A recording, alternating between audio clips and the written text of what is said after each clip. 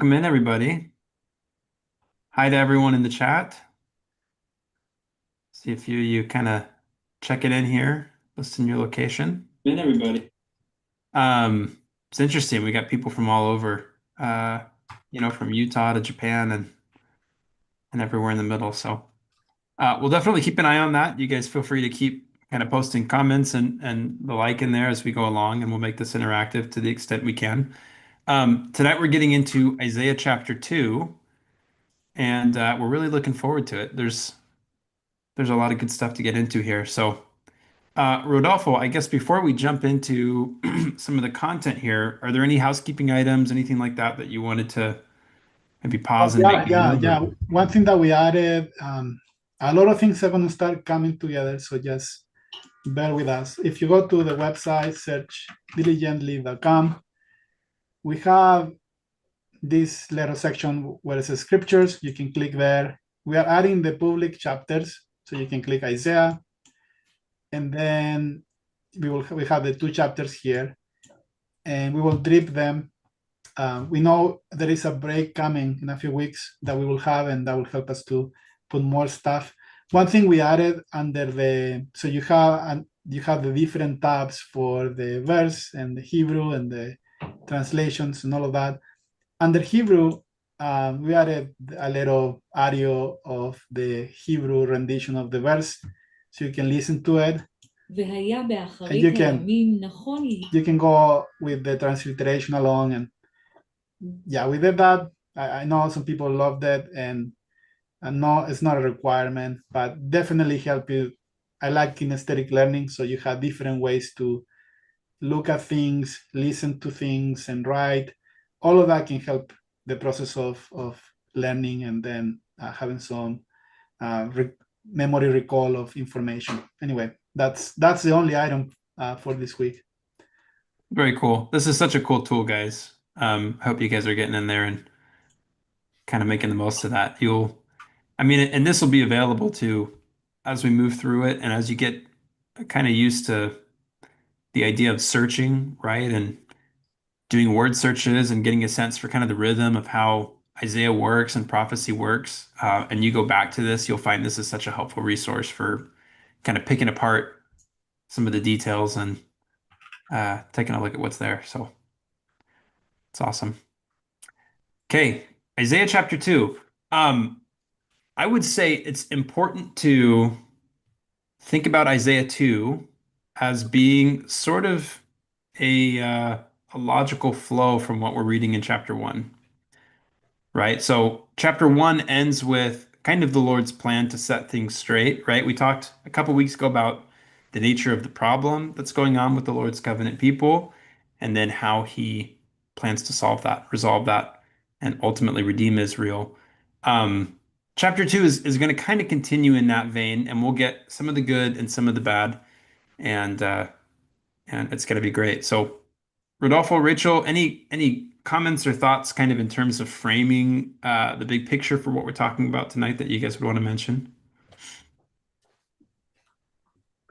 Um, Framing big picture. Maybe we're just gonna see like three things that the Lord's people are, that He is holding them accountable for, and let's see, pride, alliances with people aren't supposed to have an alliances with, and idolatry. Those are kind of the three main things that we're gonna see on a bigger scope, I guess you could say. Yeah, and But we've seen that can you say that, Rachel? Antithetical parallel between what is about to happen and the current condition of the people. And Isaiah's gonna play with that and that contrast between Zion, right? The mountain of the Lord, and then the mountain of us nations who are going to go down. And so it's fun to see the parallelism across the different verses.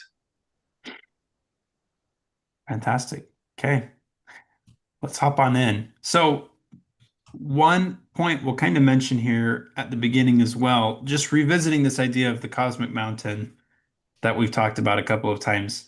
Um, we've hit on this, like I said, in a couple of different kind of classes here, and so this may be something that's familiar to most of you. Um, but again, the general idea for how this kind of works this is more or less a map for reality. This mountain, and that might seem kind of like a strange thing to say because it doesn't look like there's much there. But when you understand the depth of this pattern, you start to see how many places what the Lord does and just how creation is structured kind of folds into this. Um, Whether it's the beginning of the story and the end of a story, or the beginning of something and say the purpose, right? The thing that like the end is in the purpose, the thing you're striving to, the end of a path. We talked about in terms of movies, right? At the end of a show, at the end of a story, of a book, all of these different subplots come together at the top. Um, this is for the same reason why we see at the end of the world, right? All of Israel is gathered. All of these pieces that have kind of fallen apart come together. This is imagery of the resurrection, right? It's the body that has decayed and it's died, and now it's gathering itself back up to the top, to the highest thing. Um, and the place where things come together is the place of knowledge, right? That's the place where heaven and earth sort of intersect. And so there's lots of layered symbolism kind of going on there. It naturally uh, also represents that which is above, right? And the way to think about it is that which is above is going to be the principle that organizes all of the things below. It's closer to heaven, right? So it's the head, and everything else is the body in a sense. Hopefully that kind of makes sense. The reason we bring this up here is because as early as verse 2, we're going to be talking about this concept of the mountain of the Lord's house, and we can dig into that just a little bit more. Um, but that will have connection here with some of these prophecies that Isaiah is giving us and descriptions we're getting of what's going on in the last days with the Lord's people. So, anything you guys wanted to add there? I guess we can kind of maybe get to it when we get into the verse, but Yeah, I will say the same. That when we get into the verse of what the mountain of the Lord is, we can expand on the symbolism, right? And then how might play out in the latter days too. okay, fantastic. Um, Rodolfo, Rachel, do one of you want to be our designated kind of reader tonight of some of these verses? Yeah, I'd be happy to. Okay, so this is the word that was revealed to Isaiah, son of Amos, concerning Judah and Jerusalem. And sorry, we kind of have that solo because I just thought it should be separate. We can just kind of set up what's happening here a little bit more and then dig into the mountain of the Lord's house. Rodolfo, you want to talk about what, like the word for seeing and vision in Hebrew and what it Yeah. is? So this is the word davar is for word, and the Hebrew it means word or decree. And so this is kind of a prophetic utterance that Isaiah is giving. And then the work that comes after is what was revealed to Isaiah, or what Isaiah saw, which is Hazon. And so that the word in nature is a vision. So this is what he saw concerning Judah and Jerusalem. Now, Judah and Jerusalem, back then, Judah was the southern kingdom, so it's the territory around Jerusalem, and Jerusalem being the center place. So both of those can be a type of the physical location and then the spiritual center of the people. So yeah, and this is going to contrast because Isaiah comes to the people in this chapter, and we're going to see later in verse 5 and 6 that the people were practicing a divination. But now you see the prophet coming here saying that this is a prophetic word concerning what's going to happen. So there is a little contrast between what Isaiah is approaching this chapter versus the condition of the people. Also, one more thing, last thing, is that Isaiah always, when he introduces himself, he does it with the name Isaiah, son of Amos, and that's you can say that's a way that people introduce themselves back then as an idiom, but in the context means, well, Isaiah means God is salvation, and Amos means strength. So he's in a category of sonship, introducing himself, reminding the people that whatever he's saying, right, as much as more scared it can be, God is salvation. That's the main message. So like when he's saying his name, he's testifying of God's salvation every time he introduces himself. Is that what you're saying? Yeah, exactly. Like in chapter 1, when we opened with calling heaven and earth as witnesses, he himself and his very name is an actual witness of God. Yep. Okay. Another thing that I think is worth mentioning here too in verse 1 is just that this idea that Isaiah is outlining a prophecy here that was given to him by revelation, right? Something that he saw in vision. This is again kind of iterating on the idea we talked about in chapter 1. We're getting into the vision of Isaiah, and this is a grand cosmic vision that encompasses everything that is being described from chapter 1 to chapter 66. And so this is sort of just kind of uh, hitting that note again, right? We're getting into the vision, this grand vision, that kind of ties all of these chapters together. So it's not like they're all kind of disparate and disconnected and don't have anything to do with each other. They're snapshots of different things that are describing, uh, in fact, one thing. Yeah, good point. Okay. I'm going to read this whole page and then we'll kind of break it apart. In the last days, the mountain of the house of the Lord will be established as the chief of the mountains. It will be raised above the hills, and all nations will stream to it. And many peoples will come and say, "Come, let us go up to the mountain of the Lord, to the house of the God of Jacob. He will teach us his ways so that we may walk in his paths. For the law will go forth from Zion and the word of the Lord from Jerusalem." So is this a picture you got to take, Cameron?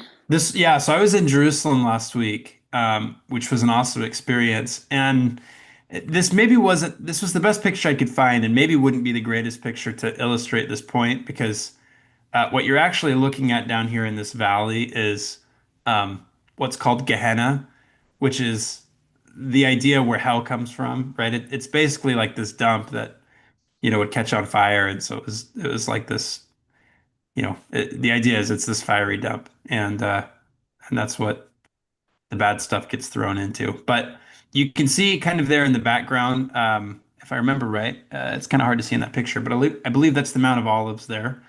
And this was taken from the city of David. And anyway, the reason that I kind of chose this picture is because it just gives you an idea for Jerusalem. And this was one thing that was reiterated to me as I was there. Jerusalem really is in the top of the mountains. It's like set up on, a couple of different mountains and hills, and um, everything is sort of on this kind of incline. And that's something that you can really tell when you're there. So there's significance not only in the description, but cosmically in the symbolism, right, of Israel, of Jerusalem, let's say, being set up at the top of the mountain, right, the place where everything comes together, the place where heaven and earth come together. And so in this description, we're getting not just a description of physical Jerusalem as it is now, but the idea that spiritual Jerusalem is fulfilling the physical symbolism, right, of what they're called to. The outward sort of form that they're embodying, the motions, as it were, that they're going through, the structure that's there.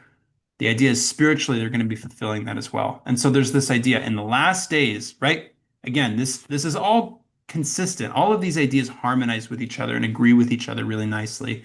The last days means it's the end. It's the end of time, right? It's the end point where everything comes together. The mountain of the Lord's house will be established as chief of the mountains, right? So the Lord's house, the Lord's mountain is going to be the top mountain, if you will. It's the highest possible thing that's gathering all other points into one, into it, right? In the King James, you might be used to reading that phrase, "The Lord's house will be established in the top of the hills." Is that what it says? If I Yeah, remember right, yeah, I think so. something like that, right? Same However, idea. And what that means is Israel is being made the head of all of these other mountains. A mountain as well in Isaiah and prophecy language is synonymous with the idea of a nation, right? For the same reason that you can think about this triangle, right, mountain symbolism as kind of encompassing an entire identity, right? So at the top, you've got the principle, the head, the thing that all the parts organize into, and then at the bottom, as you move down, you've got all of the different pieces that kind of make up the whole, right? And so you can think about that in a lot of different ways, right? A house is organized around a certain principle. A city is organized around a certain principle. You as like an individual, right, and your body and your spirit and the way those things come together. Um, you're made up of parts, you're many things, and you're one thing at the same time. So when Isaiah is talking about mountains, that's one way to understand kind of what's going on. And maybe one of the closest parallels to that is the idea of a nation, right? Because the people that live on a mountain, you're going to have an entire nation that's kind of literally being represented there. So the idea that the mountain of the Lord's house is established as chief of the mountains means Israel, right? The Lord's house, the Lord's people, the Lord's family becomes the head of all other nations and families. And so this is millennial language we're getting, right? This is to say the Lord's kingdom is going to be that which is at the top, and all other nations become subject to it.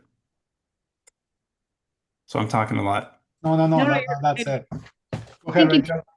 to that. Just so we keep talking about it being the top, but if you were from like the bird's eye perspective looking down, it would also look like that point would be like the center place, right? Too, which is like another aspect of the temple and a gathering place being at the center of a circumscribed whole, maybe.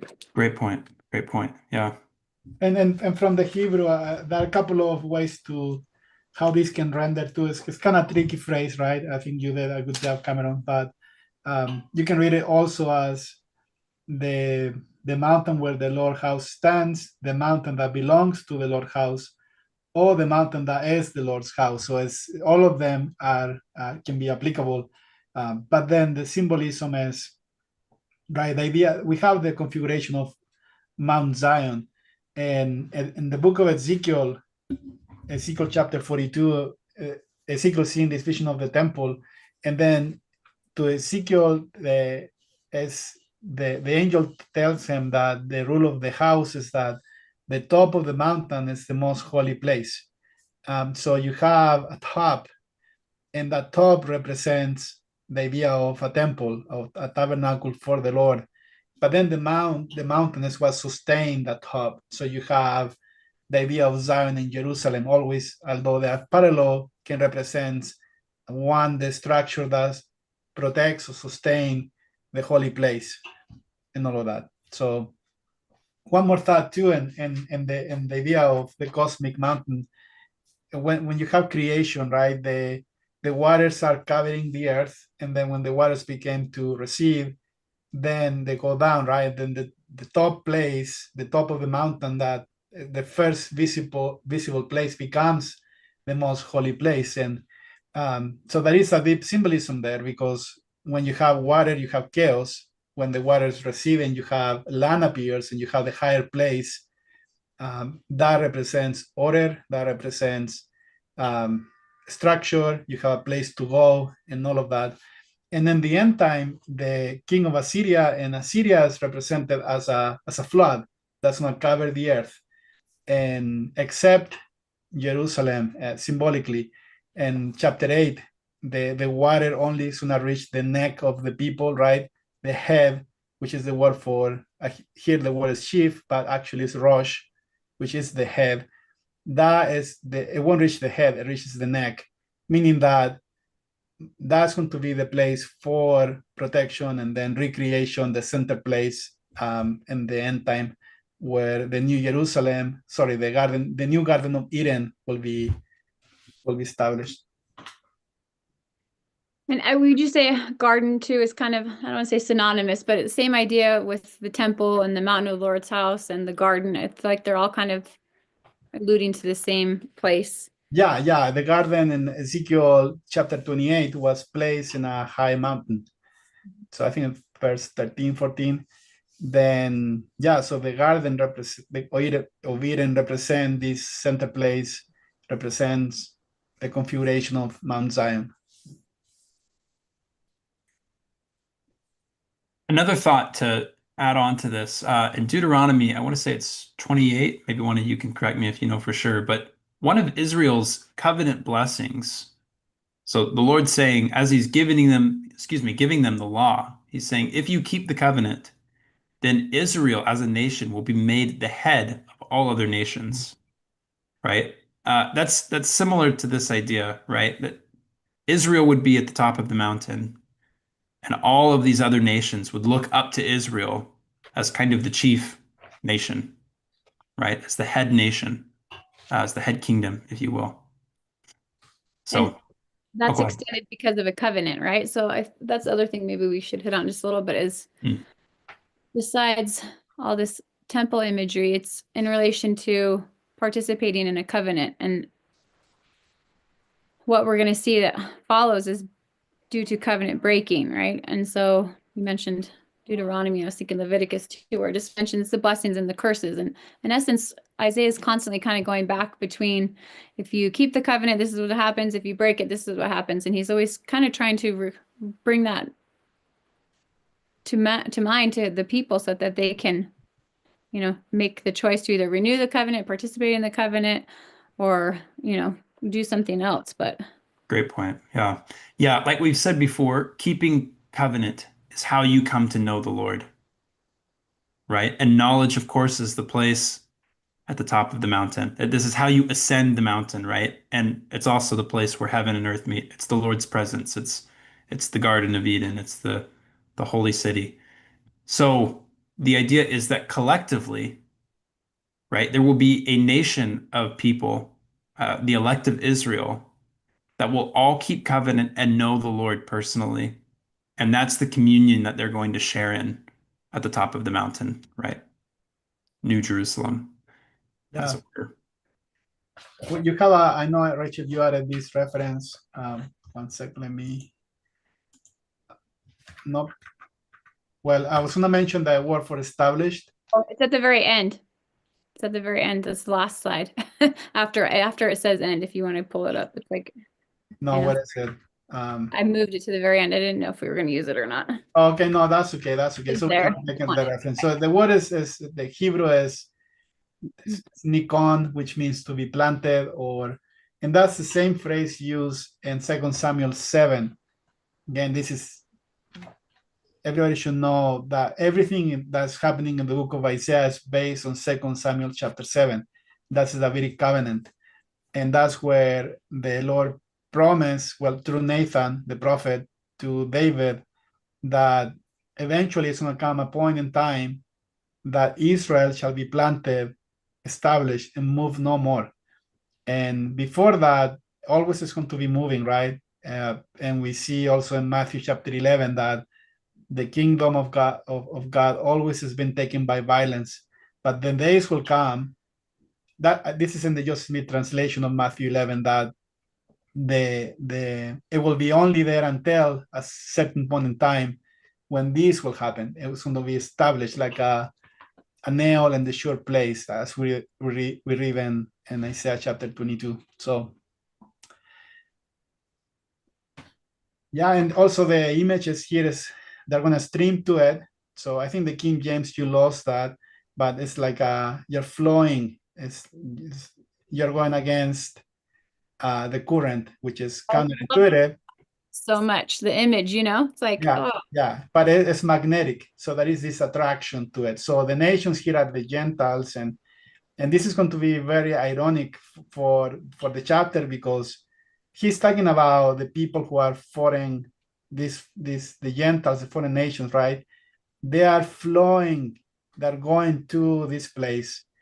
and they want to go, come, let us go up. So they're not being called, that nobody's pushing them, and they are naturally want to go to learn from the Lord, to the house of the God of Jacob. He will teach us his ways, and that we might walk his path. So they want to learn the law. What is going to happen after is that the contrast is that the people are not living the law. So he's contrasting a point in time that is going to represent the salvation for all the nations, while Israel current condition is idolatry, and they don't get it. It's resistance versus this flow that Isaiah is describing here. I know we've talked about this before too, is the idea of the people flowing like a stream or a river. And where is it in DNC, or is it in Moses, where there's like, they mention a reversing the course of a river, and I just thought, oh God, there's got to be a type somewhere in there. It'd be so 121, section Yeah, 121. Yeah. Yeah. So yeah, like for it to stream down, like, from the top down, it just, there has to be a reversal of, I don't know, just whatever that looks like. It gives really great symbolism, I think. Here's a fun fact, and maybe this is totally kind of an aside and more trivial than anything, but one thing I learned last week, the Dead Sea is the lowest point Yep. on Earth. And so the reason it's so salty is because water flows into it, but it doesn't have a place to go. So it just evaporates out, and then all the minerals and the salt and whatnot that it's collected just Others there. it gathers over time. So in order for the Dead Sea to be healed, which is part of the prophecy, right, in Ezekiel, water is going to flow down from the temple and heal the Dead Sea. There'll have to be some major shifts kind of in the way that the water's flowing, and where does it flow to, and how is it elevated, and all of that. So anyway, Maybe it plays into it. yeah, could be Fun something there, there. yeah, for anyone who wants to just surmise. So before going to the last phrase, let me ask a question. So when is this fulfilled? Is this going to be in the Olympics, when people come to Salt Lake City? And that's a question we always get. When it's going to be fulfilled? Or is that Salt Lake City and all the nations coming to watch the Olympics? What do you guys think? Also, if you know, put it in the chat. Yeah, sure. Also, Salt Lake, I mean, interesting, just the salt flats that are there too. It's like, it's got to be one of the other most salty points, right? It's like, Yeah, and the Great Salt Lake. Yeah, there's definitely kind of a parallel to the Dead Sea there. Well, and so it's worth saying too. You get types and shadows, right? To think of the image that Rodolfo shared of looking at a mountain range of places where prophecy comes together, right? As we're looking towards the ultimate fulfillment of all these things, you get little instances where these patterns fulfill themselves just naturally. It just happens. Um, One of those is certainly with the building of the Salt Lake Temple, right, which is in the house of the Lord, and it meets some of the criteria, and you see that pattern being fulfilled. Um, but it's important to note it's not the ultimate fulfillment, right? Yeah. It's not checking all the boxes here, and the last days, as we'll see, has a very specific kind of timestamp on it. Yeah, we have to go through Describing a millennial. Yeah. the day of the Lord first. So in the So last days, fulfillment, Rodolfo, you're saying the ultimate fulfillment is this is like a millennial time frame thing. yeah. Again, this is after the waters recede. So this is recreation, and the waters are gonna cover the earth, because, and actually what triggers the day of the Lord is God's people on apostasy, as we're gonna read the problems they have. That's gonna trigger that day of the Lord. One of those is going to be the Assyrian army, and they represent the flood. So when Zion is redeemed from them, which is in Isaiah chapter 37, that's the fulfillment of this, the ultimate fulfillment of this verse, not before. So, but for sure, foreshadows can happen. The problem is people get caught up and say, "Oh, it's happening in 2020. When are the Olympics?" But yeah, it's not. Well, and it's worth noting too that no one who's coming to Salt Lake for the Olympics is saying, "Come, let us go up to the mountain of the Lord, to the house of the God of Jacob. He'll teach us his ways that we may walk in his paths." Yeah. So, Maybe the inversion of that, the counterfeit they're coming for. right. Yeah. One Um, thought Um, on the last phrase here for the law will go from Zion and the word of the Lord from Jerusalem.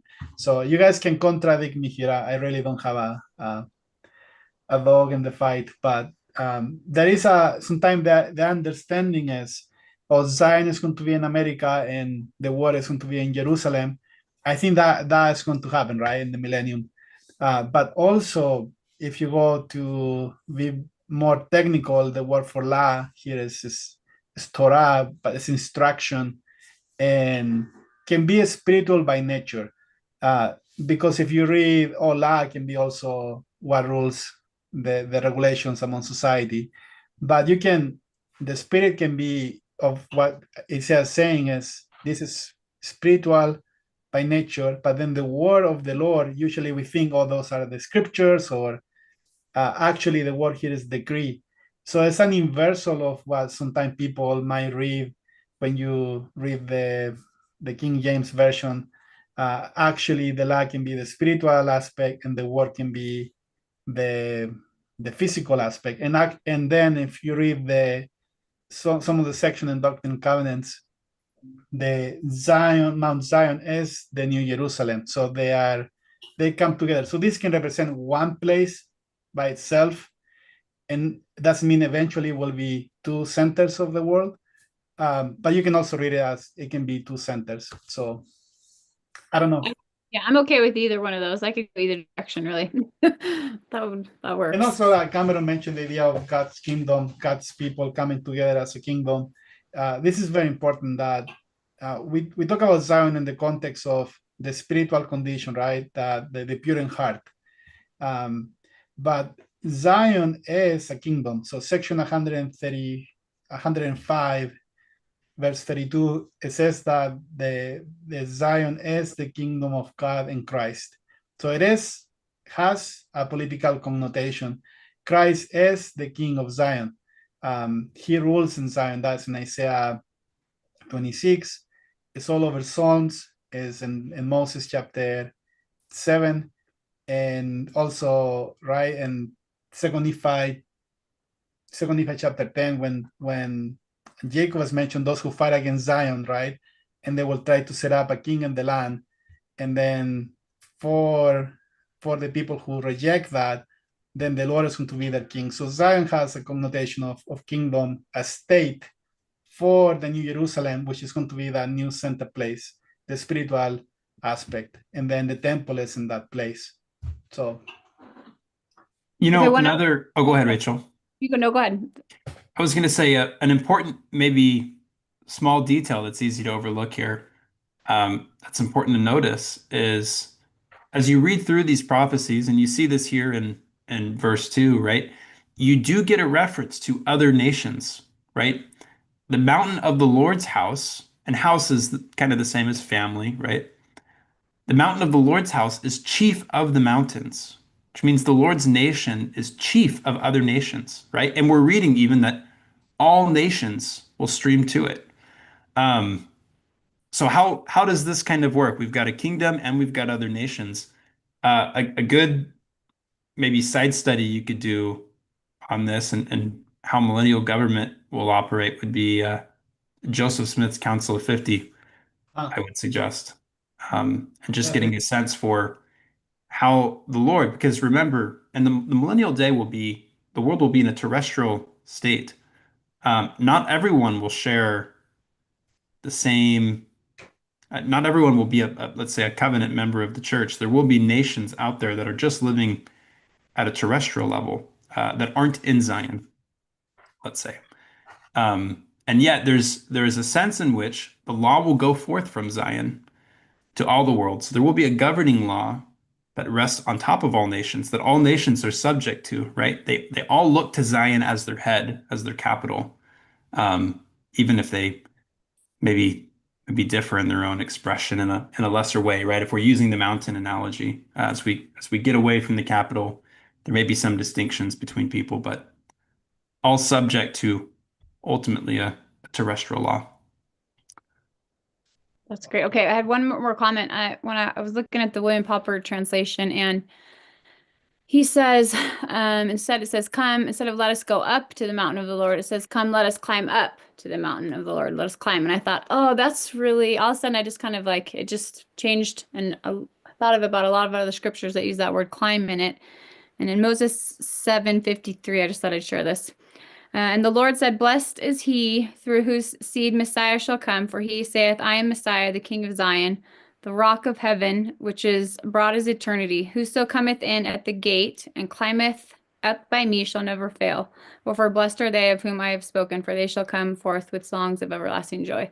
So there's a lot of different play on words with that idea of climbing up, and only climbing up, through Jehovah and by him, and that there is no other way, right? If you look at like the scriptures, there's a bunch of other in Joel 2, which has some other reference to this chapter too. The mighty men, they climb the wall like men of war. I mean, there's just all kinds of different ideas. Let's see, there's somewhere else. Oh, Amos 9, they talk about those who climb up to heaven and the Lord will bring them down. So there's a very interesting, I don't know, just a different aspect of that. I liked that. Awesome. Yeah, and the rock, right? The rock of heaven. Yes. To me, Yeah. that rock is Mount Zion. To me, it's you're always climbing, and it's Christ. You're climbing Christ. Mhm. He's the light, and all of that. Yeah. Should we move on? Okay. Yeah, I threw in just a couple of verses here just to kind of show the interconnectedness with the book of Isaiah. So these come kind of closer to the end, right? In chapter 60 and 66, which is the last chapter, just to show we're talking about different dimensions of the same thing all the time. So see if you guys can pick up some of the parallel thoughts here. Nations will come to your light, and kings to the brightness of your dawn. This is speaking to, right, renewed Israel and Jerusalem. Lift up your eyes and look around. They all gather and come to you.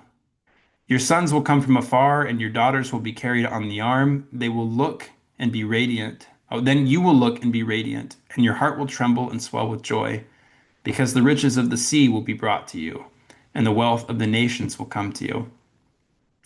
And then chapter 66, from one new moon to another, and from one Sabbath to another, all mankind will come to worship before me, right? Zion, Jerusalem, it becomes the gathering point to which nations come for instruction, right? To know the Lord, to come to worship in his house, and to receive his law.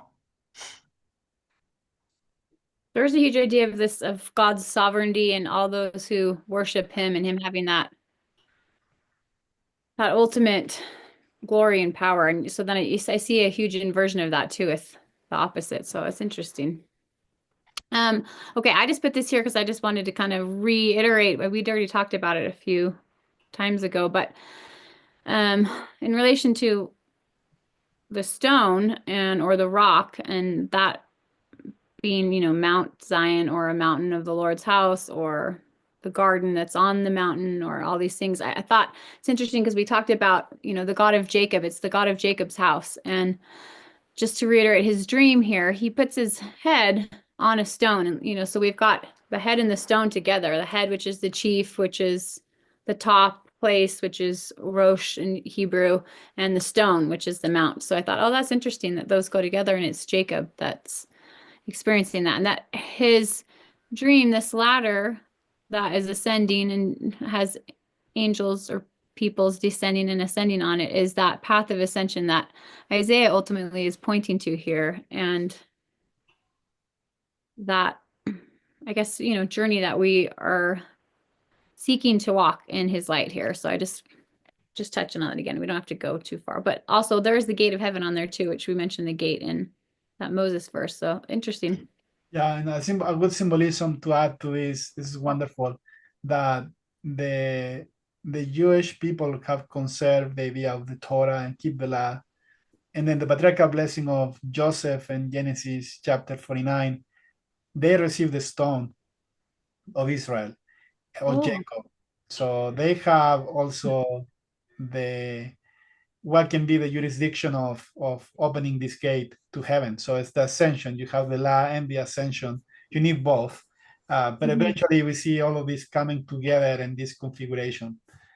So That's a good point. I hadn't thought about that. I love that. That's great. which the Gentiles are part of Joseph. So that's Ephraimites. So we're going to cover more of that as we go through the book of Isaiah. There are two questions. Maybe we should just have a Yeah. quick break. So let's see. So Stephen asked, we belong to the Church of Jesus Christ, spiritual, and the Kingdom of God, political. Do we understand that Zion blends both? But I think maybe that's more like a rhetorical question. You have thoughts on that? Yeah, and we'll get into this in the future, but it's also important to remember that ultimately the church, the woman, right, gives birth to the man child, which comes to rule all nations, right? As we read in Revelation 12, and the JST kind of makes that particularly explicit. Um, so the idea is that the church and the foundational priesthood structures that have been put in place are intended to bear fruit, and that fruit will form the, say, political aspect that will rule over all other nations. Yeah. There are lots of precedents and parallels and types we can see even with Joseph himself, right? Joseph, the patriarch, Joseph in Egypt, is one example, but we'll get into I think a lot of that as we maybe get into it in future chapters. Yeah, if the woman, the counterfeit in Revelation 17 is Babylon. She is a religion and a political system. So it's both, and that's, I would say, that's the current actually structure that we are living in the world today. But then the sign also represent both the religion and the political coming together, and the church bring forth under travail, like Cameron said. That's awesome. That's how it's going to happen. Rachel, you added this picture, right? Love it. Yeah, I thought that was a fun one, huh? Um, yeah, I came across this when I was reading this last week, and I thought, oh, this is just interesting. Asking the question, who may ascend into the hill of the Lord, who may stand in his holy place, in parallel there. And you'd mentioned, Rodolfo, the clean hands and pure heart, but and also one of my friends had sent me this verse after I had just read it, but she'd pointed out that um to lift up the soul to falsehood has to do with idolatry. And I thought, oh, that's interesting. I hadn't caught that in this is just the KJV, but um in relation just to this generation, it says of those who seek him, who seek your face. And so um last chapter we talked about the Lord and his temple and his house, and he says, he talks about when you come to see me, why are you doing all these things? And I just thought about, coming to see him being, I guess, the ultimate goal, but it's beyond just that. That's kind of more symbolic of an array of experiences that happen through knowing him and coming to know him. But Rodolfo, what did you say about the clean hands and pure heart again? I can't remember. Well, external and internal, right? So it's Mhm. the side is you have been clean from the actual Like a sins, and clean also vessel. the desire, right? The desire of cleaning, of, like in Alma 12 said that those who are sanctified, they look at sin with, what is the word? I know the word in Spanish, Yeah, the but abhorrence or something. Yeah. repugnance, yeah, something like that. So you have the external and the internal Mhm.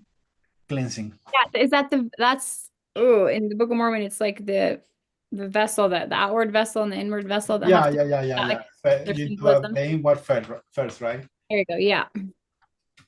Yeah. Okay, go ahead, Cameron. Okay.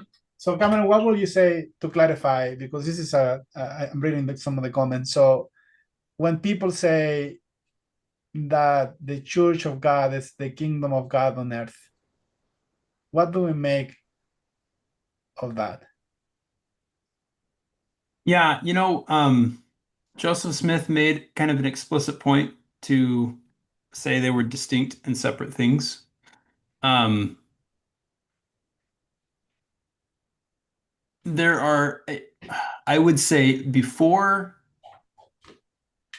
the church is, excuse me, before the church gives birth to the kingdom, um, it's sort of impregnated with the kingdom, you might say. It's gestating inside the kingdom is. So there's a sense in which there's there's a period of time in which maybe they're operating, um, the political side isn't as manifest, right? And it's kind of working maybe from within the womb of the church itself. Um, but ultimately, what we see with this idea of like a birth taking place is there's an ascension up this ladder. So one thing we'll see is every time people are ascending the mountain, right? From an Israel category to a Zion or Jerusalem category to a son or servant category, there's a rebirth or a recreation taking place. And so the imagery is that there's transformation, right, along the way as well. So there were a couple of verses I wanted to bring up, and maybe it will take me just a minute to get them. I'm thinking of one in Psalms and one in Isaiah 54, but uh, maybe we can keep going, and I'll circle back to those when I get them. Sure. I can read 4 and to 6. Okay, so then he will judge between the nations and arbitrate for many people.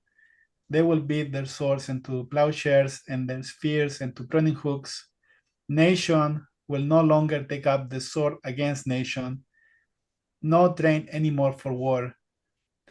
Come, O house of Jacob, let us walk in the light of the Lord, for you have abandoned your people, the house of Jacob, because they are filled with the influences from the east, and they are soothsayers like the Philistines, and they clasp hands with the children of foreigners. Okay, so we are now transitioning, right? I think after verse 4 is the transition now to seeing this wonderful millennium vision of other nations flowing to Zion, proactively coming to Zion. And now it says, come on, right? House of Jacob, now you have to pick it up. You have to put your house in order. Before that, verse 4, this is the first time that we see a clear, how do you say this, obvious reference to the Messiah, because he will judge between the nations. So this is, of course, Christ is the judge. So he is the one who is represented here. But also, if you read Isaiah chapter 11, so somebody mentioned the kingdom of God, that the church becomes the kingdom, section 67. But if you read section 65, the kingdom of God on earth needs to go forth so the kingdom of heaven can come. So you're going to see that God always is expecting that somebody will establish a righteous kingdom on earth for then the kingdom of heaven to come, like Zion below, Zion above. And so somebody is going to have to play that role of establishing that kingdom on earth first. And I think that's why in Isaiah chapter 11, somebody is going to also judge the people with good justice, right? No corruption. So this verse here can represent the Lord, but also there's going to be a foreshadow of somebody who's going to be a righteous king on earth, or on earth to the throne of David. We call that, of course, the idea of a Davidic servant. So any thoughts on that, by the way? Yeah, judgment goes hand in hand with the idea of one, the law going forth, right, and ruling over people, and two, um, well, I guess those would be the two ideas, right?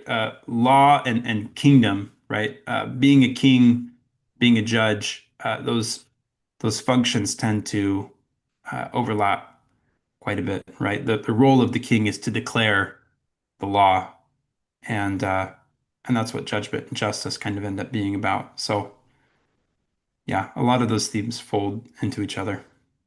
Yeah, and if you read, so somebody asks, is Davidic servant one person or a class of servants? So it's the one and the many.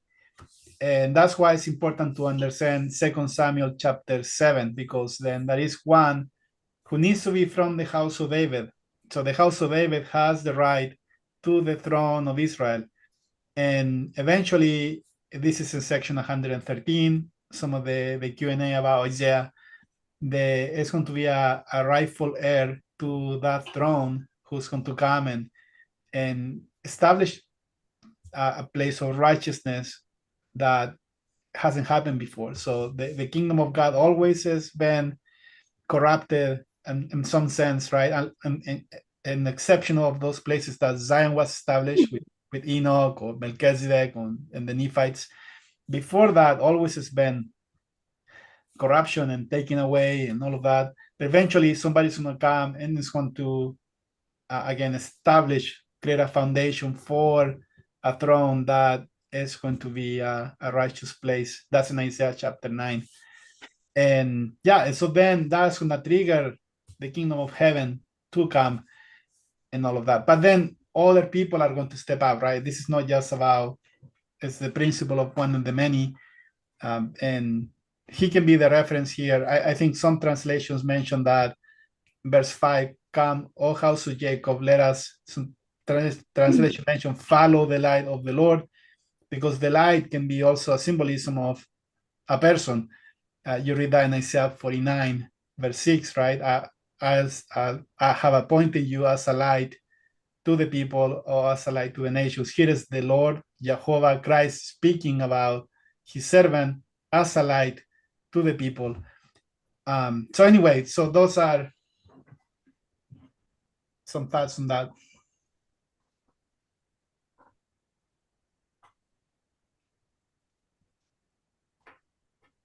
Yeah, this will tie into, I posted in the chat and I'll say it here just so it's on the record for anyone who's going back and watching this later. Psalm 82, you can read it in its entirety. It's only 8 verses, deals with this theme. There are a couple things. One, God being the judge, and two, God inheriting the nations, right? And ultimately, God will do that through his people. And of course, a key component of that we'll see in Isaiah 53 and that Abinadi testifies of is that God makes himself flesh, right, as part of that process. But it's ultimately fulfilled, right, through people, through servants that are here on the earth. And Christ kind of becomes the prototype for what that looks like, what that means.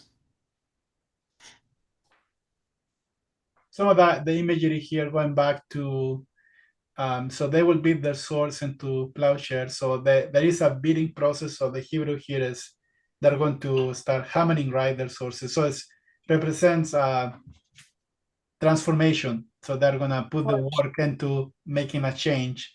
And so they're going to work the land. And then they're going to, again, the spears are going to be also for, that used for like vineyard, work on the trees and all of that. But this is the key, is nation will no longer take the sword against nation. So when you have the Garden of Eden established, the Lord told Adam to till the earth, right? He was a steward of the garden, of the ground. And the purpose of that is for the ground, to, of course, to bring forth fruit. And you have the tree of life symbolism there. What happened later with Cain and Abel is that we have the first murder, and then blood goes to the ground, and then we see that corruption comes because then blood is claiming vengeance from the ground. So you have a corruption situation that happens after from Cain to Babylon and the division, and you see that there is wars all over the place, which is a contrast of the idea of taking care of the garden as a symbolic idea of the tree of life and all of that. So that is the people here. There's going to be that big change and shift. Also, Isaiah put in their faces that they are really, your land is full of chariots and horses, right? That represent military power. So right now, that is an accusation to the God's people that we are so far away from that ideology of that millennial reign that needs to come. And maybe let me share this very quickly. This is just a fun thing. How you put here we go. So if you go to the United Nations, I was wondering if you're going to share this. of course I have to share it. So it's I called didn't know if you would or not. the East Wall or Isaiah Wall. So this is in New York, and they have this. Let's see if I can put it big.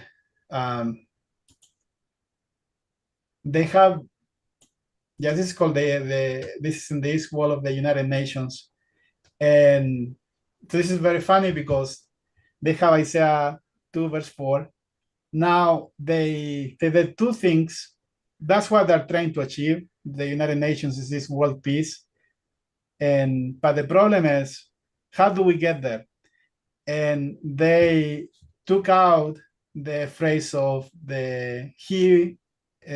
of what is it? He will judge between the nations, right? So they took out of the Messiah, Christ, out of the verse. So they want to achieve peace through other means. And then also they put the reference, so you don't know, you don't go and read it and realize that. So it's just Isaiah. So I think it's very funny that you have an example of how people want to achieve same objective, but without Christ.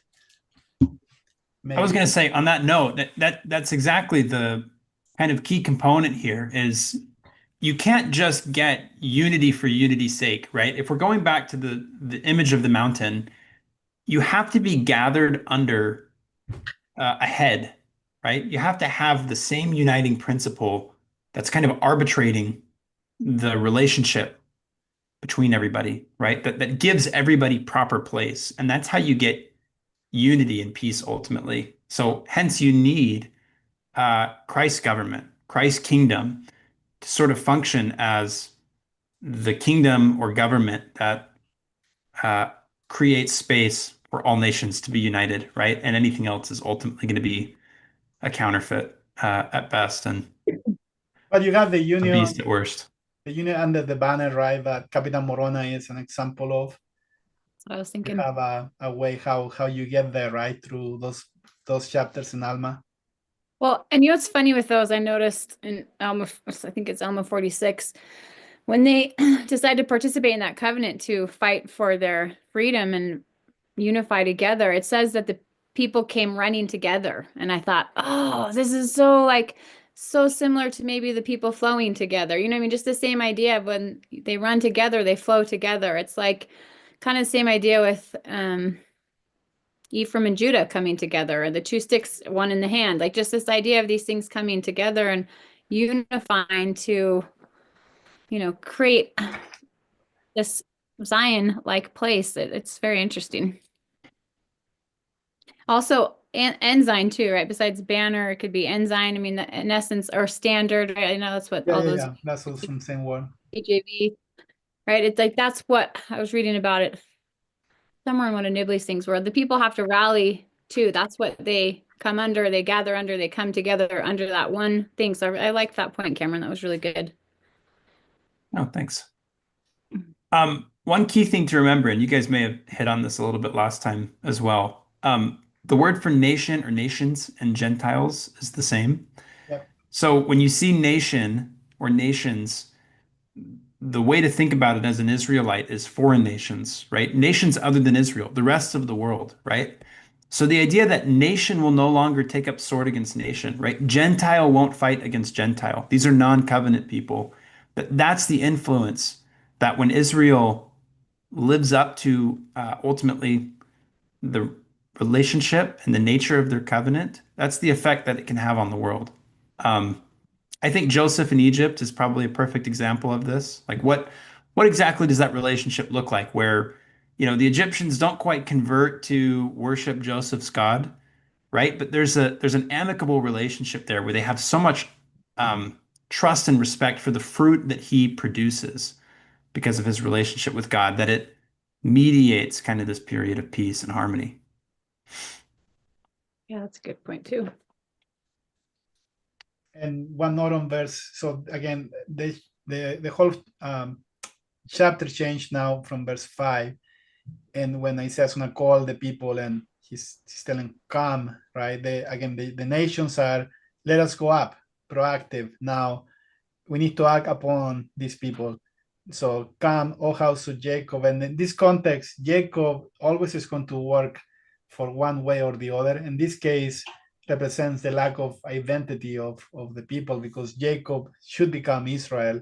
So in this content is the unredeemed It's status. before he's the father of nations, right? It's like before he has figured out who he is and received a new name, right? So God has prevailed and all of that. And then the light again can be a representation of it's the light of the Lord revelation, that multiple things. To me, this is the straight narrow path, that you're walking in his light, and then you can, as you keep going, it becomes brighter and brighter and brighter until you are filled with it. And then verse 6. So here is Isaiah speaking now to the Lord, because he is the prosecutor of the covenant. So God is the judge, and Isaiah has come here as the one who is telling the people about the covenant. So, now he's telling, you have abandoned your people. You here is the Lord, the house of Jacob, and he's gonna start giving the reasons why. So the key word here is going to be filled. There are 3 accusations. This is the first one. But it's not that the Lord is abandoning them in a way that because the covenant is broken, then they are putting ourselves out of the covenant. So they are the ones who are making the Lord they are putting themselves out of the protection of the Lord, because that happens in Isaiah 49, when Zion says that the Lord has forsaken me, the Lord has forgotten me, but the Lord says, I'm not, right? A woman can forget of their child, but I will never forget thee, O house of Israel. So the Lord is faithful to the covenant, but this is covenant language. So he's saying that the covenant here is broken. And now these are going to be the accusations. The first one is that they're filled with influences from the East. Do you guys have some comment on? someone had a question here just maybe to reiterate and we can explain better. They said, so this is David. So Jacob is similar to unconverted members, he wanted to know. But we should maybe clarify on that a little bit, like On the context. yeah, in the context Yeah, of the context. Isaiah, and specific maybe to this verse, but we could also talk about throughout Isaiah, maybe how Jacob and Israel represent 2 different kinds of. Yeah, it's actually the Hebrew for Jacob has a dual meaning. One of that is impostor, and the other one is it's a positive one. Supplanter is one, and the other one is a positive one. And then the Lord plays with that for both. It can go, because Jacob represents a level that he will go up or down. Yeah. Now, so in this context, house of Jacob can be bad.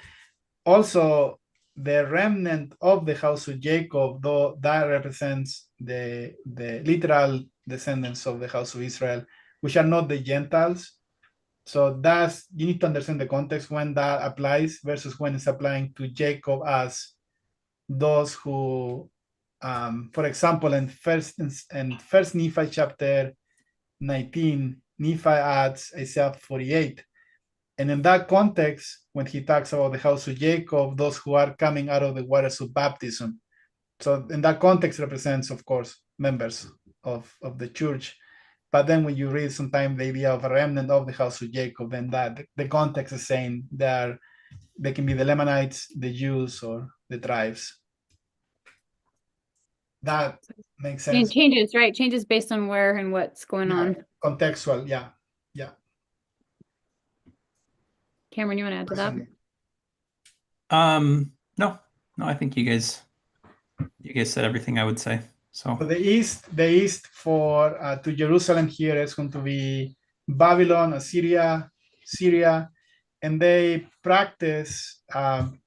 So the spirit of what is saying here is sophistication, religion, and divination, witchcraft. And that might happen, people might practice in this today. I'm never gonna say that's not happening. Child sacrifice was one of the reference if you read and do the research happening in Babylon. Also, the idea of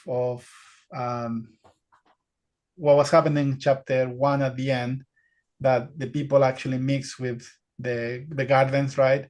And you have fertility Okay. gods, right? And there was sexual rituals happening and all of that. The thing though is that the religion really became more, what was too simple, let's make it more complicated. It looks more enticing from the East. Now, if you go to the primordial idea of the East always has been a good thing. The Lord comes from the East, the temple faces the East, the garden was in the East. So this represents more than anything a pollution of the divine order. That's the influence that's coming from the East. It's something that we adopted that is not in its purity. And sometimes that can represent that over complication of the simple gospel, which is common to Christ. So that's one thought on the idea of East. Yeah, contrasted with what we'll read earlier, which is The law, right? well, and I was going to say the angel coming from the east, Oh, the right? angel, exactly. That's going to be the divine order. That's Right. the point. That's Yeah, the that's going to that's the be positive side of it. Yeah. going back to the righteousness from the east of Right. the righteous Exactly. man. And then the other one is going to be here the soothsayers. That's how you pronounce it, right? Yeah, But soothsayers. yeah, and what this was traditionally during the time of during this time, people in Judah actually they went and paid people to, I don't know, predict the weather or read your fortune and all of that. So that can happen today for sure. But I think what really is I read a good paper about it, that the spirit of what Isaiah is saying is that people are not going to the Lord themselves for revelation. So they're trusting, they don't know how to receive revelation, they don't believe they can receive revelation, they trust in other people to receive revelation. All of that represents this idolatry, that sometimes we think certain people have more access to God than we do, and we act that way. And that is an idolatry behavior that is embedded here, because at the end it's all about not trusting the arm of flesh, not trusting men. So, and the last phrase, yes, my last thought here is the clasp or strike hand, but the word is clasp. They clasp hand with the children of foreigners. And so this is the problem, because this represents covenant relationship. In chapter 8, the Lord is going to give a clasp hand to Isaiah.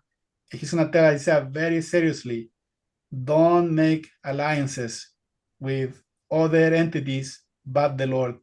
So this represents that we are making these alliances, we're mingling instead of trusting in the Lord as the only king that we should give our loyalty.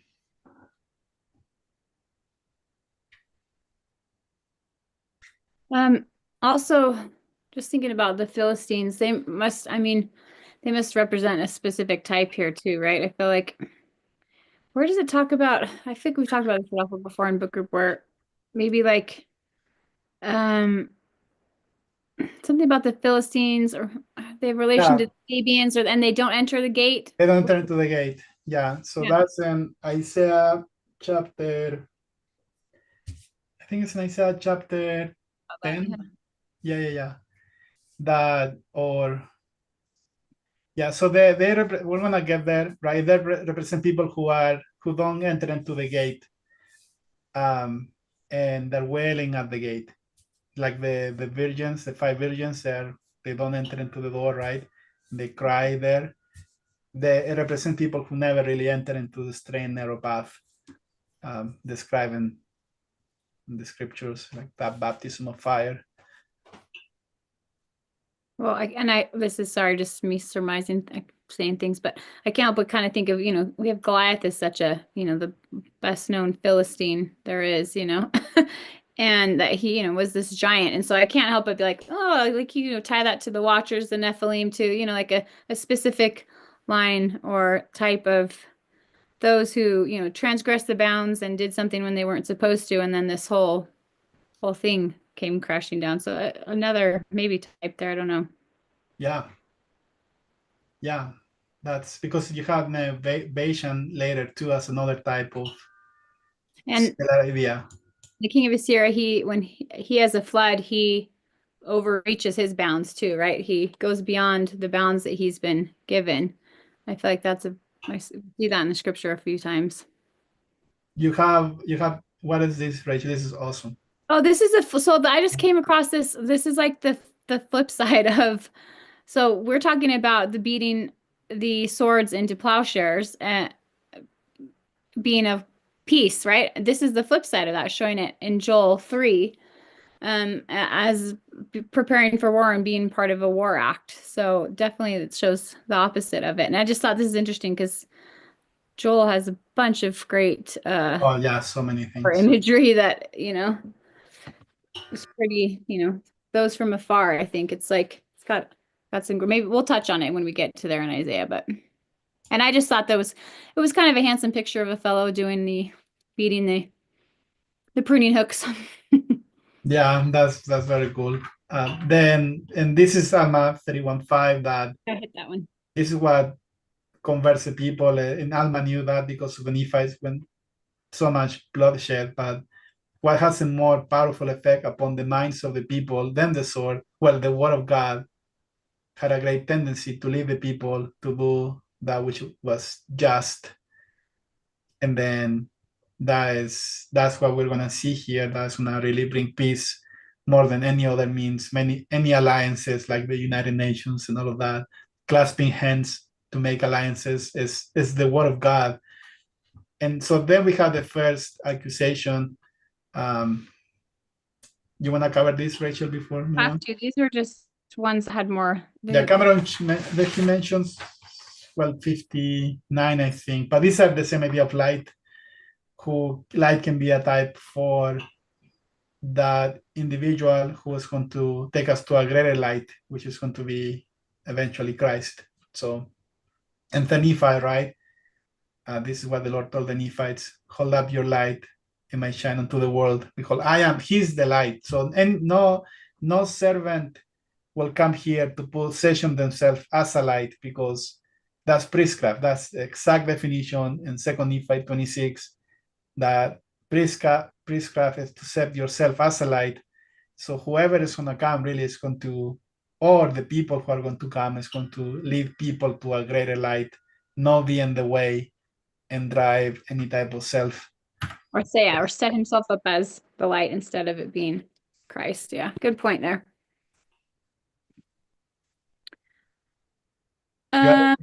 Yeah, you could do this one too. I'll say real quickly just because, and we'll circle back to this probably later. But just on that note, there's a verse later on down where it says, "The Lord alone will be exalted in that day," right? Yeah. And what we'll kind of see is everything's going to be thrown down except for the Lord.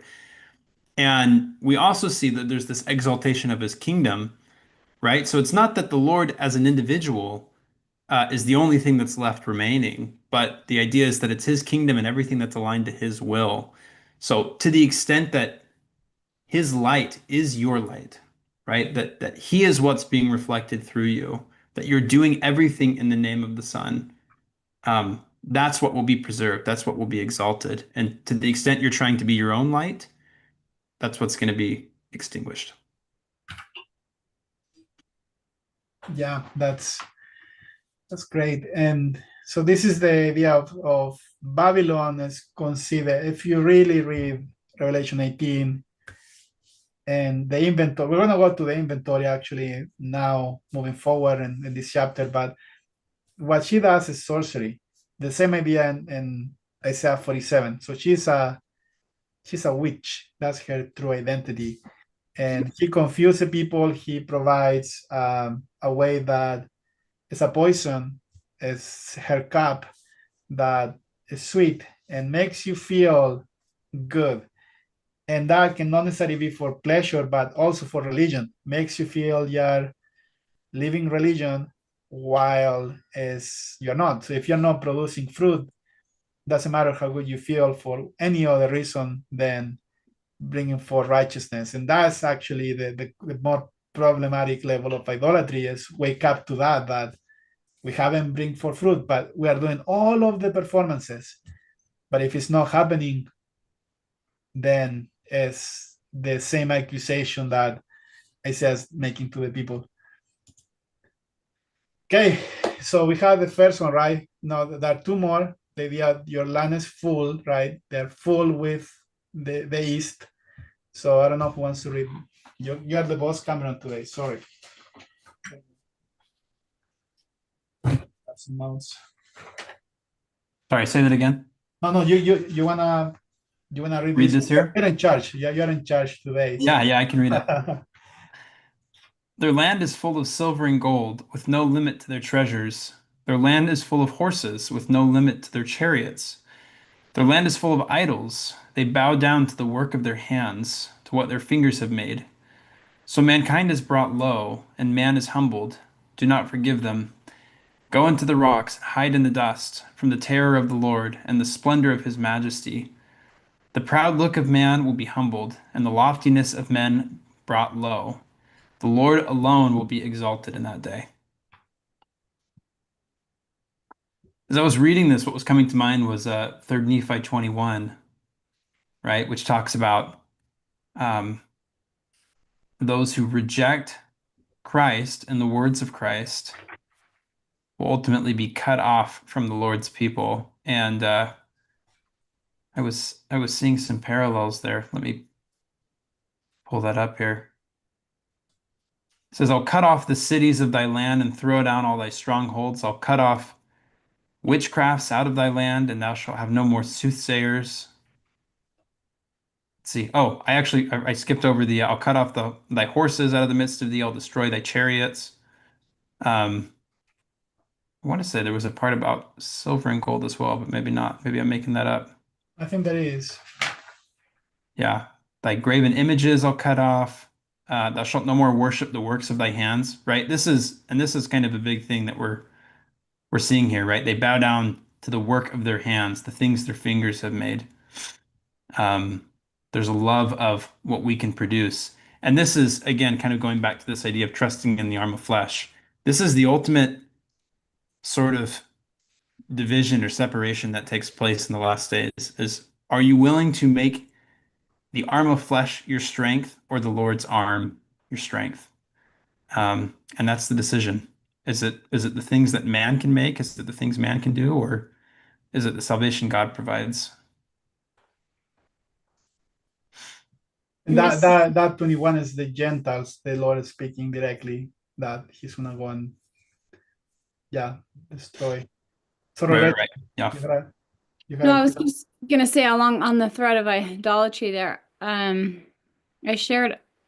uploaded into my account on the Search Diligently site. I think we can share things on there. We'll have to play with that a little bit more, but it's the Apocalypse of Abraham, and I think it's funny.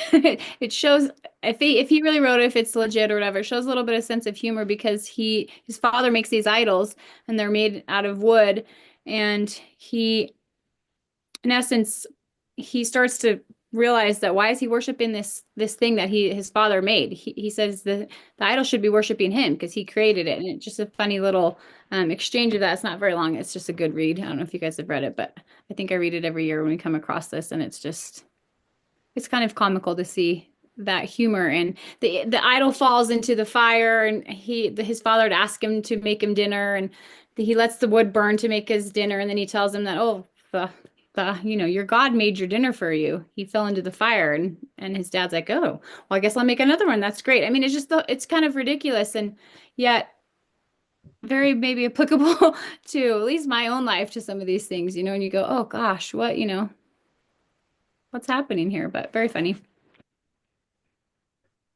That verse 7 it comes from, of course, 6. That's big revealing, but yeah.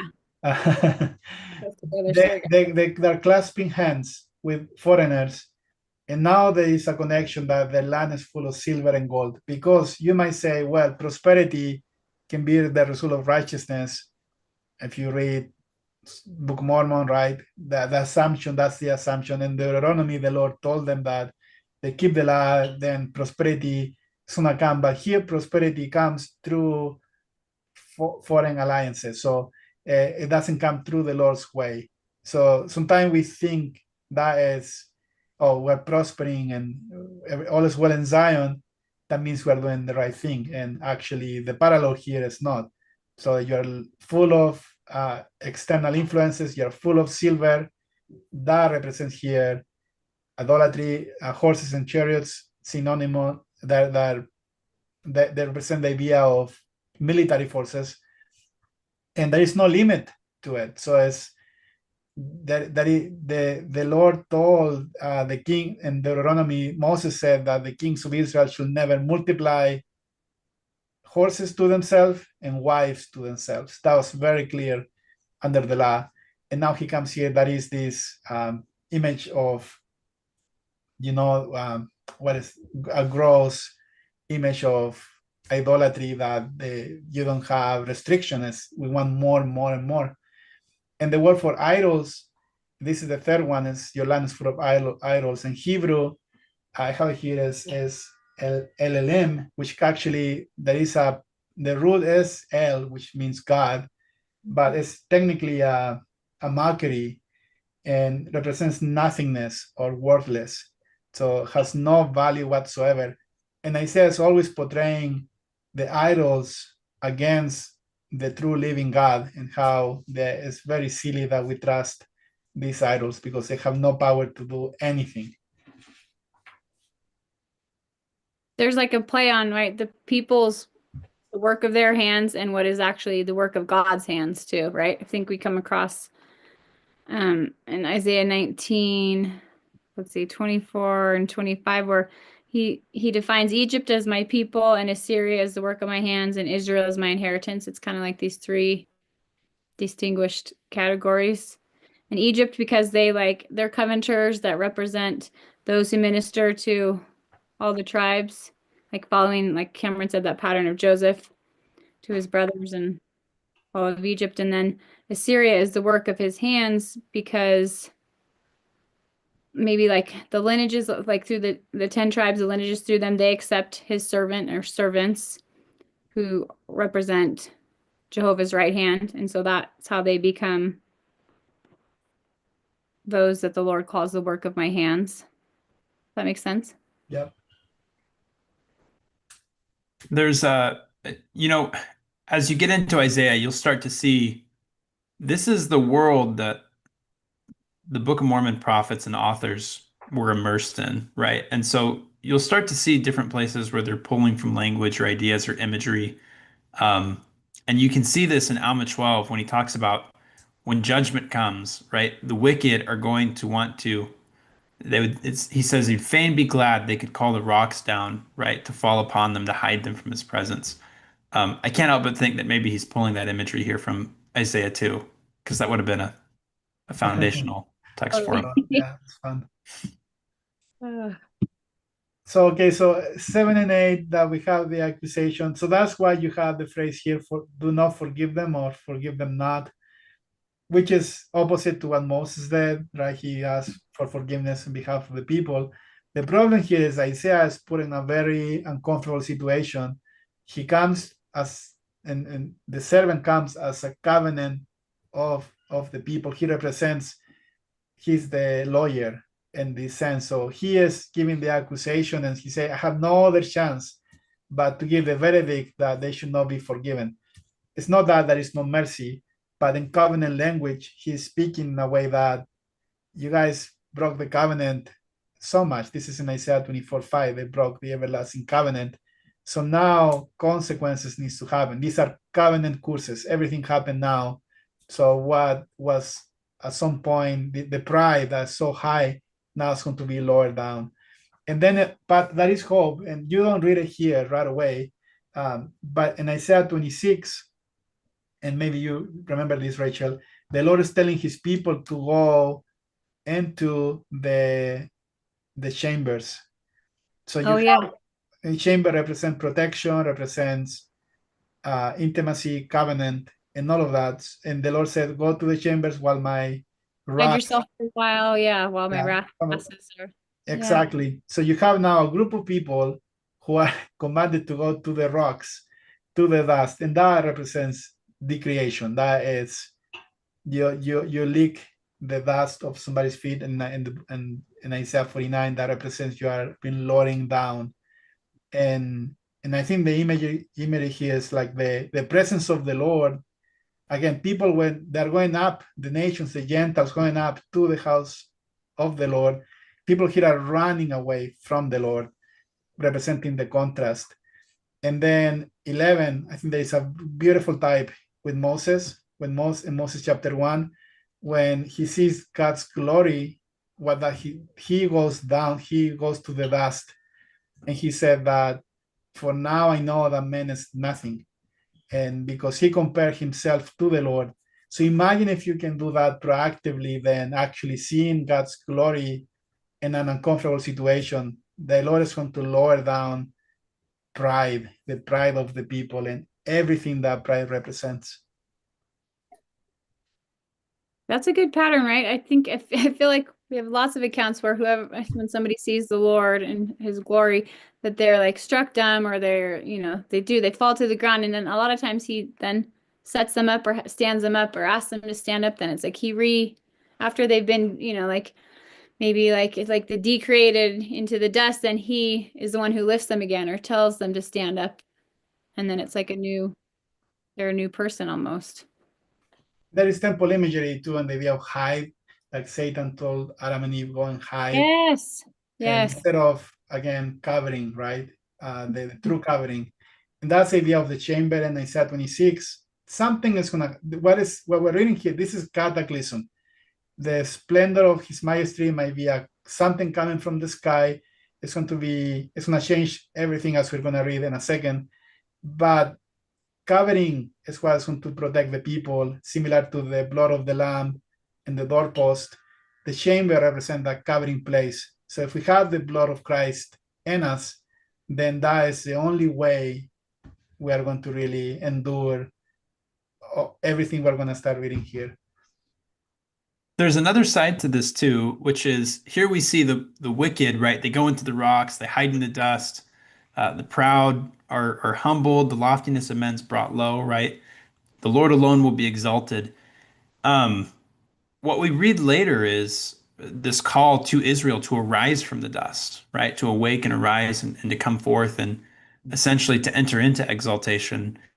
And I think there's a kind of a couplet that Christ comes up with. I think it's probably inspired by what's here in the book of Isaiah, where he says, "He that exalteth himself will be humbled, and he that humbleth himself will be exalted, right? Something to that effect. That captures the spirit of this really well. And I was thinking as you were saying this, Rodolfo, of the point you made a couple of weeks ago about the Tower of Babel, right? They wanted to make a name for themselves. They wanted to self-name, to declare their own identity, their own purpose, their own, and just kind of be the gods of their own existence, a law unto themselves, right? And the result is that they get brought low. And then you contrast that with the brother of Jared, who has no name that we know, except for, right, his identity as a servant of the Lord. And that's his identity, and that's all that we know about him. And the Lord alone will be exalted in that day. So he's reconciled to him and to his purposes, and is not trying to create his own Beautiful. prowess or identity or yeah. Now we might want to go and start gunshot, because we need to eventually finish this class, right? We cannot do part 2 for every chapter. I don't know what happened, an update on my computer. So share. I always do that. That happens once every class. So there you have it. And anyway, so you have, this is the day of the Lord. The day of the Lord is in Joel, is in Malachi, is in Ezekiel. I have all of the reference here in Isaiah. And this is the day. It's going to be, how do you define the day of the Lord?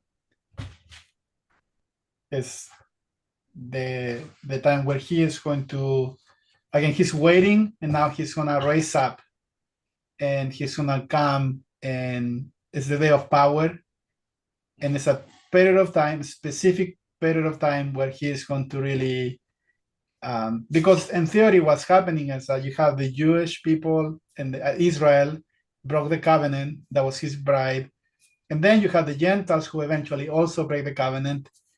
So then we have a mess. So we have to make changes, and the Lord is going to shake the earth for that to happen. So this is the idea of the day of the Lord. And if you read Joel, probably you won't be able, Joel chapter 2, will be able to sleep for a while if you try to make sense what is going to happen. But Isaiah is the one who begins with this idea, and he's going to go against all of these different metaphors, and maybe we can go very quickly through them, and then we can maybe talk about some of the potential symbolism, and then the last few verses should be easy to cover. Is that you have thoughts before we move on that? Maybe one real quick. Yep. Another easy way to think about the day of the Lord is when we're thinking about the mountain. The day of the Lord is the place where everything comes together at the end, right? Whether it's, and again, rest is the final result of all of that. So you can think of the day of the Lord in the context of a week, right? And you've got the Sabbath, right? The day of the Lord, the day of rest, the place where everything kind of comes together at the end. That's a little microcosm of what's happening on a global sort of cosmic level here. Yeah, the dreadful, and what is the other word? Great and dreadful. Dread and dreadful. So it's gonna be good, like Nephi, for one hand or the other. So it's going to be good or bad. And that's something that is not just the second coming as an event. And the Jewish people, the rabbis always speak about the coming of the Messiah as they call the messianic process. It's a process of events. That's the whole idea of the coming of the Messiah. So the second coming is not him just showing up, more than all of the events that are going to begin until the top is like coming, it all comes together. But we have to go through this first. So Rachel, you want to read 13 to 16? I think you have Yep. and then comment on any of that. Okay, so they'll be humbled against all cedars of Lebanon, lofty and lifted up, against all the oaks of Bashan, against all the tall mountains, against all the high hills, against every high tower, against every fortified wall, against every ship of Tarshish, and against every stately vessel. So there you go. So one of the things I was thinking of, this kind of came to mind, was as I was looking at this, it just talked about the Lord is going to be against all of these things that are considered lofty and lifted up. And this is from Ephesians, for we wrestle not against flesh and blood, but against principalities, against powers, against the rulers of the darkness of this world, against spiritual wickedness in high places. So there's kind of a parallel to this of these high places representing some of these very proud and exalted things that have lifted up themselves. They're, the opposite of humble. Then just my other one thought is in relation to this, one of the themes that we see throughout this is that maybe there are other gods and principalities, powers, and these other things, but none of them are equal to Christ or to Jehovah. And so that's where we kind of are playing with this and seeing that he's the only one and separate and not equal to the others. I have this word, so that should supposed to be here. That's good.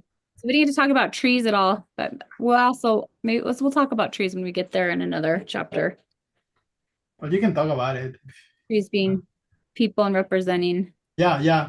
So the whole structure we're seeing here, that all of those elements, we're gonna go back to them in a second, but Nephi, when he sees his vision, and First Nephi chapter 12, Nephi sees the angel tells him that the great and spacious building is the pride of the world, but that can ramify into many different things. But there's a whole system of and structure that That's the same idea of the Tower of Babel and so forth. But this is some of the potential interpretations for some of these elements. And these are actually given in Isaiah. So Lebanon eventually is something positive. Again, shall be a fruitful field in Isaiah chapter 29. But Lebanon, for the people, Solomon brought the cedars of Lebanon. They were in the wall of the temple. And in mythology, that represents the forest that was safeguarding the Garden of Eden. So it can represent protection, was supposed to protect the something that's sacred and all of that. And so that it goes right away with religion. And similar to the idea, upon my house shall it begin. So in section 112, I believe, verse 25. And then it goes to the oaks of Bashan, which are already mentioned in Isaiah chapter 1 as a false religion, as a mix of sexual immorality with Babylon and all of that. But then it goes against the mountains, which are Cameron mentioned nations. Babylon in Jeremiah chapter 51 is a destroying mountain. So mountain represents nations, lift up hills can be smaller powers, local kingdoms. And then tall towers, that was again military power, something you have to protect. Reliance on military, that's something there. Fortified walls, that is your personal protections. In Isaiah chapter 22, I believe, remember the breach in the wall, that it becomes an idolatry, something idolatrous, not trusting in the Lord, but actually try to protect yourself with earthly means. And then you have the other two, which represents the economy, the ship of Tarshish. They came from Spain, right? They came to Tyre, which was a port, and that the whole economy was based on that. And all of these things are the things we worship or we rely on and we are very comfortable with. And then the delightful vessels can be something more what comes with Tarshish too, which is possessions and things like that. The Lord is going to go against all of these. He's going to just go after and just remove them. And we read that in chapter 3. That's what is going to happen. That's the description of chapter 3, that all of this is taken away from the people. Now, what are we going to do? Do we know how to go to the Lord? Do we know how to trust the Lord? And that's the whole idea of the vision of Isaiah, is that you see that people are going to start finding ways to make these alliances, to trust in this entity, trust in this solution and these programs. And what the Lord is telling them is trust in the Lord as the only source for refuge and deliverance. And that is what happened at the end. So Yeah, it's sort of like everyone kind of comfortably sits with their trust in the arm of flesh. And what the Lord is gradually doing in this process is peeling back the layers of illusion, if you will, for how much that really does for us. The limitations, you might say. And so you've got a choice, right? When these revelations start getting made, are you going to trust in the Lord? Or are you going to clamp down, like double down harder and kind of dig in your heels and which is a fear response, right? Because you kind of inherently sense the limitation of finite forms of salvation. So yeah, great way of putting that. that's, yeah. And this is the last, and it's a repetition, maybe a summary of what we read, but You want me to read this one? yeah, yeah. In that day, men will cast away to the moles and bats their idols of silver and gold, the idols they made to worship. They will flee to caverns in the rocks and crevices in the cliffs, away from the terror of the Lord and from the splendor of his majesty, when he rises to shake the earth. Put no more trust in man, who has only the breath in his nostrils. Of what account is he?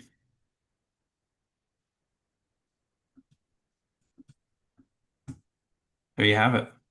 I know how And it's it hard just to kind of tell. sums up everything we've been saying pretty well. The irony of moles and bats, right? That is underworld, that's blind animals, so idols are blind. So the wicked, That's good. the wicked I was goes wondering. to the wicked. So it represents, yeah, the regions of darkness. But then this is not necessarily people repenting more than they're useless. They were exposed by what the Lord is going to do. So it can be there is always hope.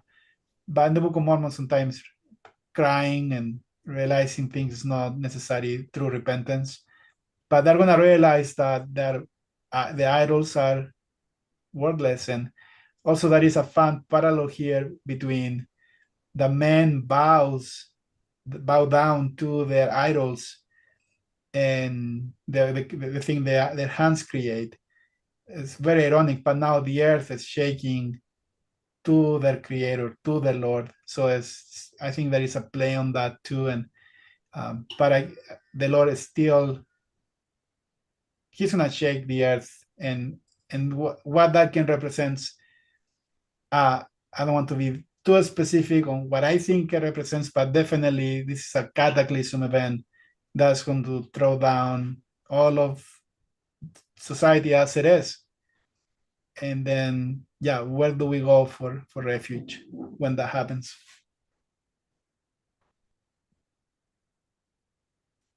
Well, not to the trust or the arm of flesh of man, that's for sure. I hope, right? And we're gonna see it because Egypt, now we're gonna see the alliances that are going to happen through the chapter.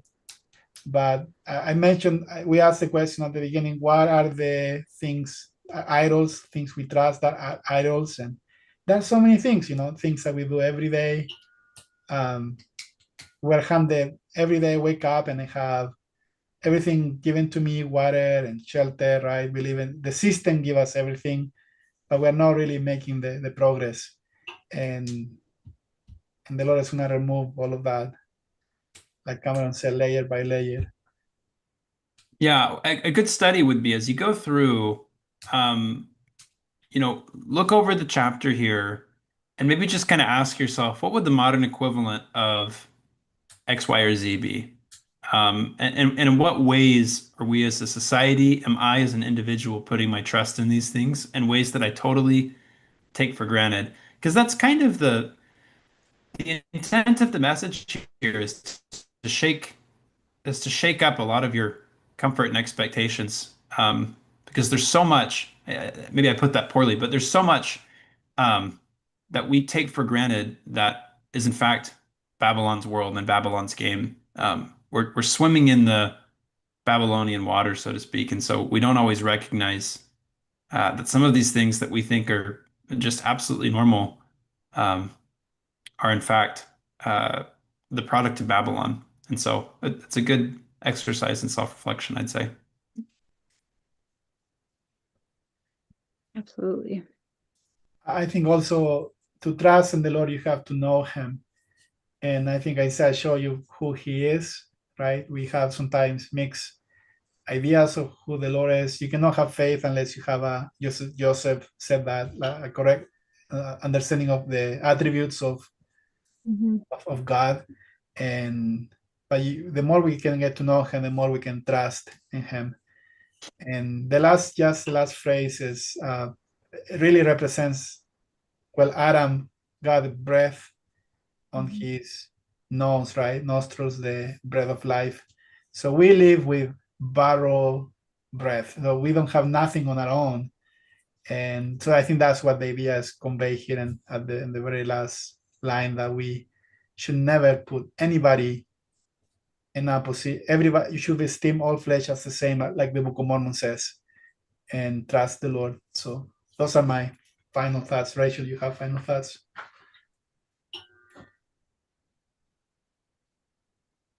No, I absolutely agree with that. And Um, I can maybe throw something in real quick if that's all right.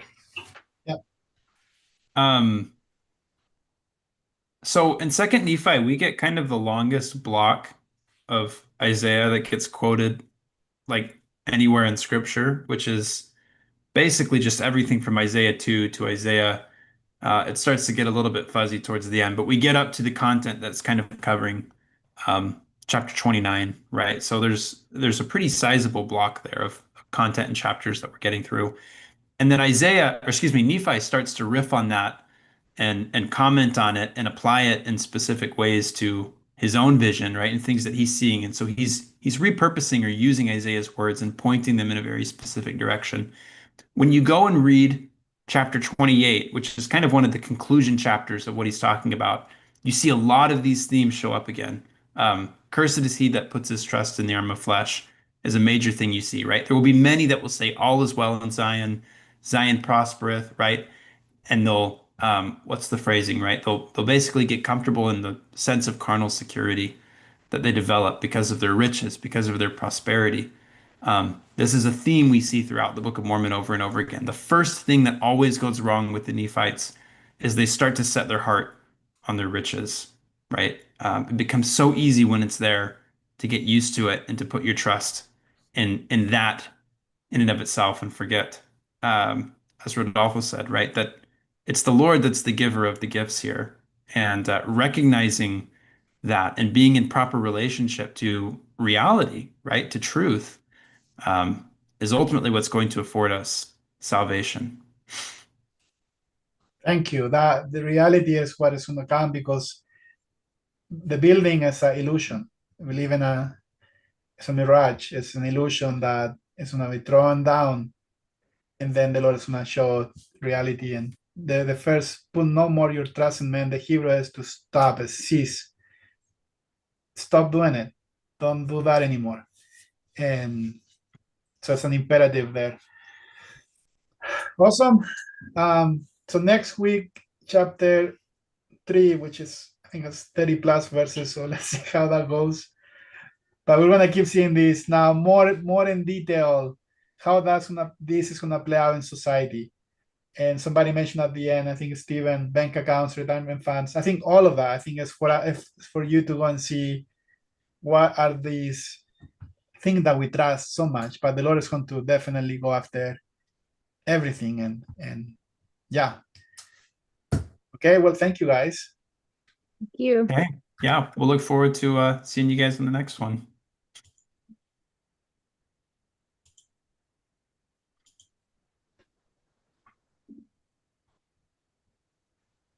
Oh, awesome. All right.